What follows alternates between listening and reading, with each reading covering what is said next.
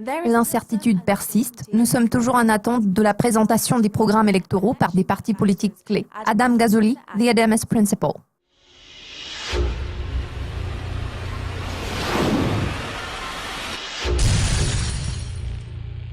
La semaine dernière, la paire livre britannique $, australien a affiché en rallye suite à l'annonce sur la tenue d'élections législatives anticipées en Grande-Bretagne le 8 juin.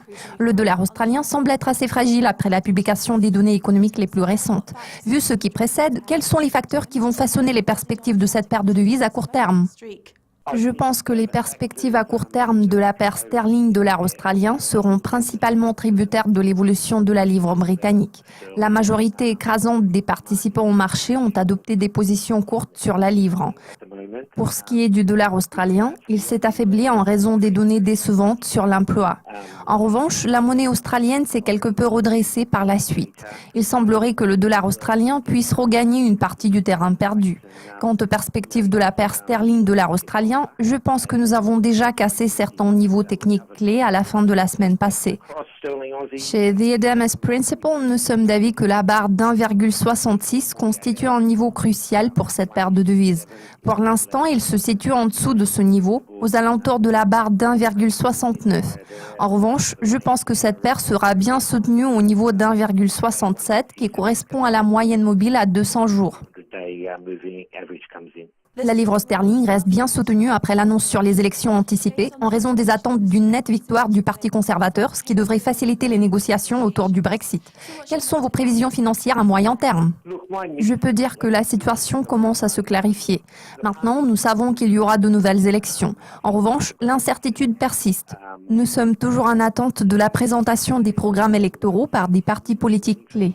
Nous constatons une accentuation des incertitudes à l'échelle mondiale, surtout en ce qui concerne l'issue de la présidentielle française et la situation en Corée du Nord. Pour l'instant, nous nous focalisons principalement sur la livre sterling. Les données CFTC seront également importantes pour établir des prévisions à moyen terme sur la paire de devises en question. Les perspectives de la paire sterling $ australien seront tributaires de l'évolution du câble. Il est à noter que mes prévisions à moyen terme sur le câble se situent à la barre d'1,30 car nous verrons une accentuation des achats en zone basse sur la paire livre-$. Malcolm Turnbull a annoncé la suppression du visa 457 afin de privilégier l'emploi des citoyens australiens et ce, parallèlement aux négociations concernant le Brexit. Quelles sont vos prévisions à long terme, vu que les facteurs sus-mentionnés auront un impact significatif sur les deux économies en question ? Je voudrais souligner que la paire sterling $ australien se situe dans une fourchette comprise entre 1,59 et 1,71 depuis les 9 derniers mois. Comme j'ai déjà fait noter, à court terme, cette paire de devises est susceptible de fluctuer aux alentours du niveau d'1,60 en raison d'une intensification des incertitudes par rapport aux perspectives des deux économies en question. Je souligne une fois de plus qu'en ce moment, les perspectives de cette paire sont principalement tributaires de l'évolution de la livre sterling. Le $ australien s'est quelque peu affaibli ces derniers temps. Oui, effectivement, le visa 457 a été supprimé au profit d'un système privilégiant les travailleurs locaux.